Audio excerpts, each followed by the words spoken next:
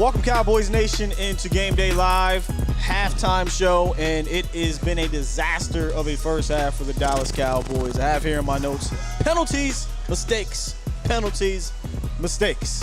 7-13, exact opposite of what we thought this game would have been by going into this game. But this is what happened, or going into this half. This is what happens when you make a ton of mistakes in the first half. You give them extra possessions, and they capitalize on them, even though they're not doing anything spectacular, but you're being spectacularly bad more often than you're not, man. If you want a formula on how to lose or be losing to a team that should not be on the same field as you, I hope you tune in into the first half of the Cowboys versus Giants on Thanksgiving Day. The Cowboys have seven first half penalties. Two of those penalties which would have had a 3-and-out, and the other would have resulted in an interception. In addition to, the Cowboys have thrown 2 interceptions. And this is the place that we're at where we don't know if we can ever trust this football team, if we can ever trust this play caller, because we watched in this game consistently that the consistent inconsistency of Kellen Moore and this football team is probably one of the most frustrating things when it comes down to covering this football team, because there's no way in hell you could have told me 4 days ago when we beat the living brakes off of the Minnesota Vikings. 8-1 Minnesota Vikings. That this would be the result 4 days later. This team isn't anywhere close to being as potent or as powerful or as lethal as the Minnesota Vikings, and we are down by 6 freaking points to the Giants, who literally stopped at Home Depot, Sam's Club. They use the Sam's Club Plus membership. You get things larger and larger amounts at Sam's Club. Yeah. And picked up some offensive linemen and said, hey, guys, we got a game on Thanksgiving. Y'all want to roll? And they said, shoot, we ain't got nothing else going on. Cool, we'll roll. And they are up 13-7 to the Dallas Cowboys on Thanksgiving Day. This thing may turn around. The Cowboys may blow them out in the second half. But this right here is why it is so difficult to trust this football team in matters. My good friend Brian Broadus, he likes to say that this team does not like prosperity. Whenever they get up and they have something to be prosperous about, they come out here and they lay a stinker, an absolute stinker. I mean, foul, spoiled, deviled egg stinker at halftime at home against a team who is without 4 of their starting offensive linemen, 1 of their starting wide receivers, their starting cornerback, their starting safety. I mean, Jalen Smith is their middle linebacker. He made a play and started doing his little celebratory situation. They just showed the drive the Cowboys did score on. Excuse me. And I don't think I've seen them get back to that style of offense. Now, Dak had been doing his thing at the line of scrimmage, but then for whatever reason, on 2nd and 11, we elect to run a reverse as we're moving the ball. Now, a lot of people get upset about time of possession, but the Cowboys are winning time of possession because the New York Giants are allowing them to matriculate down the field and say, you're going to make a mistake. Yeah. And they have 7 penalties, 2 interceptions. One, you think that there's an offsides or there wasn't an offsides. Half your offensive line moved, the other half didn't. Your wide receivers kind of, I don't know what's going on out here. They drop back in 7. Dak tries to throw a comeback. The receiver does whatever he does, interception. Yep. The second one, after you were matriculating down the field, you get in the field goal range. We run a reverse or whatever that was. That puts your quarterback in harm's way, by the way. Did you peep that? Yeah. I just don't understand what we're doing here. So what happens? 3rd and 15, you're trying to get all 15 back. And we could debate if or not, or pass interference or not. I fully don't expect to get those calls anymore. Pops the ball in the air, interception. You can't have that, man. That's how you keep bad teams in football games. And even worse, that's how bad teams have the lead on you at a halftime where you shouldn't even be, they shouldn't have it. I'm all in favor to run no more middle of the field routes with CeeDee Lamb and Dak Prescott. I'm over it. When have we seen a major big play? I'm over it. I'm completely overrunning anything in the middle of the field with those two. For some reason, the connection. Stop it. I don't know what it is. It's just not working for the Cowboys. And I get it. We're emotional right now. We're nitpicky, but you're losing to a football team that you should not be losing to. Like, not even. It's laughable. It is laughable that you're losing to this football team. I mean, you have your better third down efficiency. You have more yards. You've run more plays. More yards per play. You're leading in time of possession. You have more rush yards. You are better than them everywhere except for where it's been mattering the most. Penalties and turnovers, mistakes, whatever you want to call it. And third downs. Well, you're better than them in third downs. You're 3 for 6. They're 1 for 6 on third downs. Oh, they're 1 for, okay, yeah, okay. It's just that they're converting. Probably I don't say converting, but they've done better, I guess, in early downs to get in the field goal range or what have you. But the two most important things that can help keep bad teams in ball games are turnovers and penalties, and they're doing that at a high level. They're doing that at an elite level, and that's why they're down 13-7 right now. And honestly, the game plan to me coming out the line of scrimmage stuff, that's fine. But I don't know that you can do that all game. Right. I said to you, I don't know that I've ever seen that. I feel like every single play or every single possession, 9 times out of 10, we're like, all right, we get to the line of scrimmage, what they in, now we're going to do something crazy or whatever, right? But when I saw them go down and score that touchdown, they did that a few times, but they also lined up 2 tight ends, run the zone, Zeke 7 yards, Tony Pollard 5 yards, play action, here you go, Michael Gallup. Normal football things, right? Yeah. That's what scored that touchdown, and he was dealing at the line of scrimmage. I mean, again, I'm going to ask you, is A, that normal, or B, is that something sustainable for 60 minutes in a football game? I think coming off a short week, the Cowboys said, what we want to do now is, because when you're dealing with the Wink Martindale defense, I said in the pregame show, he's going to blitz you the upwards of 45% of the time. So almost, you can pretty much bet every other play there's a blitz coming. Yeah. And especially when you get on third and anything, a blitz is probably coming from Wink Martindale. So with a short week and not being able to put a complete game plan together, I think a lot of it was, let's trust our 7-year pro quarterback. And when you get to the line of scrimmage, you call it from there. What do you see? What are they lined up in? What are the looks like? Is it a light box? Is it a heavy box? What side? I thought the great call when you looked at the option play that Deke and Dak Prescott ran. That was a check at the line of scrimmage, and it said, we have the advantage on the right-hand side. We got 2 blockers, and with Dak putting himself as a runner, that means we have an advantage as another guy on that side where they don't have the numbers at. And it worked out well for a really big game. The longest game of the game, 22 yards for Zeke Elliott on that run. But it's not a sustainable thing. You still have to get back in the huddle.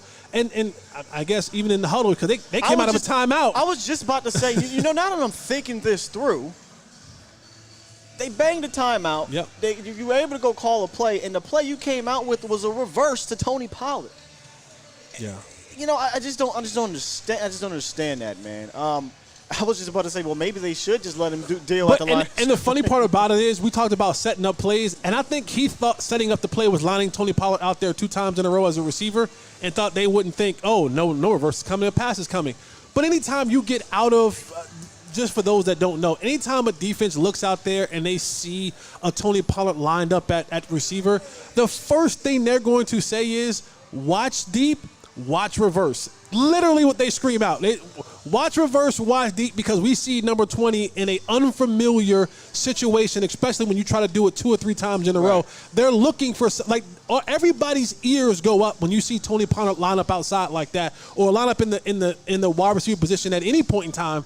Not that he can't do it, but it's just unfamiliar to what they normally do on offense. So it brings up the antennas. Guys on the sideline are lining, watch reverse, watch deep. 20's lined up outside. So that to run a reverse there, to me, is another one of those plays where, we peg you to be an intelligent person, and then you do stuff like that you're not going to fool an elementary school player. Yeah, and you were moving the ball down the field. I didn't think there was no need to do that. Yeah, you lost 1 yard. Well, go get it back. Right. Whether it's a run or a short pass or whatever you were doing in that drive to get down there. It's frustrating. I feel like we're right back where we were a couple weeks ago at halftime, although they did score. That was the difference. They went down and scored to tie that ball game up. but right now they're down 6. And I think something I would like to see is something you talked about. You were very passionate about in regards to when you get these blitzes, whether it be cover 0 or not, honestly, because you can do it if they blitz with the linebacker hanging in the back in the hook area or the zone area, is for whatever reason, we tend to run these verts. Yep. And when you run these verts against these cover 0s or just blitzes in general, 9 times out of 10, when your quarterback drops back, we got to wait for these verts to clear, wait for something to clear, etc. And nothing is coming underneath in the middle of the field. And I would love to see them kind of make that simple adjustment because it's not going to stop. They're going to run more cover 0. They're going to run more blitzes at you. Jalen Smith is the linebacker, man. We know how Jalen Smith plays. So even if he hangs back there as a linebacker, he can still be cleared through his zone. So, and it's wild because they usually beat this blitz very well. And they were in that drive until the BS happened. But that's something I would like to see. What would you like to see in the second half? Yeah, it's same thing. I want to see us getting back. I want to unpack the game that you had last week. Get back to running the football. I know they got 17 rushes. They got 17 rushes for 92 yards, but they're running into the teeth, especially with Tony Pollard, into Dexter Lawrence and Leonard Williams. Leonard Williams. Don't run into those guys. Literally, those are the best 2 guys that they have, and probably matched up against our guys offensively, they would win that matchup. So let's not run to those guys. Let's run off tackle. Let's get these guys outside of the tackle and run plays. Use that to open up your play action. You were getting some good things with Michael Gallup, running routes where you keep him in motion, the speed in, the slants, the short, the skinny post, all those things where he can keep him on, or the hitch route, wherever he can run and just plant where he doesn't have to start his legs again. Get back to those things. And the thing I don't like about the verts is you're most times when they send that blitz and you're running 4 verticals with nothing underneath, you're banking on the routes opening up before the blitzers get to the quarterback. And you said to me, there's only about 3 or 4 guys that can make that throw. The first incompletion to CeeDee Lamb down the middle of the field. You said there's only about 3 or 4 guys that can make that throw. Well, I mean, by make that type of throw in the sense of floating back and that's throwing what I'm it saying. 40 yards because that's what you have to do. Yeah. If you're going to run 4 verts and they're blitzing you, you either have to you can't even stand and look down the gun barrel. You can't. You have to back up and wait for those routes to get open down the field. And there are only a couple of guys who can actually make those throws, who have the arm power to make those throws without stepping into the throw. Wrist. That's not one of them. No. We're not hating on him, but we're just saying he's not it's not his game. So what do you have to do? Okay, if you see it's coming, then you have to have something come underneath that, because if you complete that pass, that's a pass going backwards that he can complete. And if you complete it, he makes one guy miss, or the guy trailing is just outrun. You got 3 or 4 other guys who are up the field 30 or 40 yards with their back turned to the quarterback because it's a cover 0, and they're defending their wide receiver, and now you have nothing but green grass. It's small things like that you look at and you go, man, it doesn't take a rocket scientist to know these things as an offensive play caller. So, get back to running the football, get back to running it on the edges, matriculate the ball down the field like you were doing, but stay away from the cute stuff. And when you see the blitz coming, have another answer for the blitz than 4 verticals. Yeah. I got here, I checked the penalties. I mean, that's the other thing, obviously. Refocus, whatever they want to call it. They need to stop committing these penalties. They're on pace for 14 penalties. You know how many penalties they had last Thanksgiving? 14. Now, we went this whole half and didn't mention Anthony Brown because of what's been happening offensively. Anthony Brown has been burnt toast today. The first one, they just dropped it, and the second one, they eventually mossed him and caught it. I said this. Somebody asked me, Scott, what do you think they need to do over there? I said they need to bench him. They need to send him a message and give a chance for someone else to screw up. I mean, listen, I don't know how many times you can just allow this to happen. And people can say, well, they're not going to try Diggs. They're going to go somewhere else. All right. Well, then let somebody else have that opportunity, because we know what we got here. So that was my kind of answer, was just send a message, and maybe that'll wake him up. What do you call it? The pine. Change his mind. It would change your mind. And then, along with what you said, get back to getting Tony Pollard, Ezekiel Elliott, and out of the zone. They're running a stretch zone, 2 tight ends, unbalanced line. Get back to being under the center and being in control. And then if you get into a 3rd down situation, well, now we can do some check stuff. But you don't need to do this checking stuff every time. Even though, weirdly enough, that's when they were kind of matriculated. It's such a weird game right now because those 2 mistakes, the interceptions, took points off the board, if we're being completely honest. You were moving the ball, and you were in field goal range on one, and the other one you were about to be in field goal range. And that's what happens when you turn the ball over. So they got to refocus, man. Yeah. From top to bottom, get back out here and flip this game upside down on its head. It's not like this game is not winnable. I mean, they have one touchdown drive, and it came on a drive where they should have been off the field.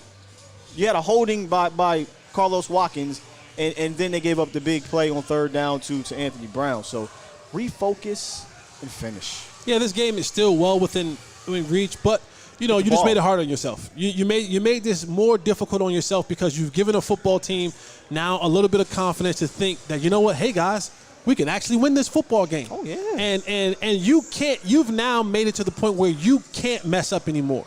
You can't have any more slip-ups because if you do, margin of error is much smaller now. Absolutely, you can't turn the ball over anymore. Can't have any more penalties. Like, you almost have to be perfect this entire second half to put yourself in a position to go back and win these football games. And the Giants have found themselves again in a one-score football game where they've won a lot of those this football season. So they're comfortable in this realm, and if they can get the run game going in the second half for them, it might be more of a headache for us. It might be. Make sure y'all come on back in the post-game show. Hopefully we have a totally different energy here, but the Cowboys are going to have to flip it. They're going to have to change their energy if we're going to change ours. We'll see y'all in the post-game show. Peace.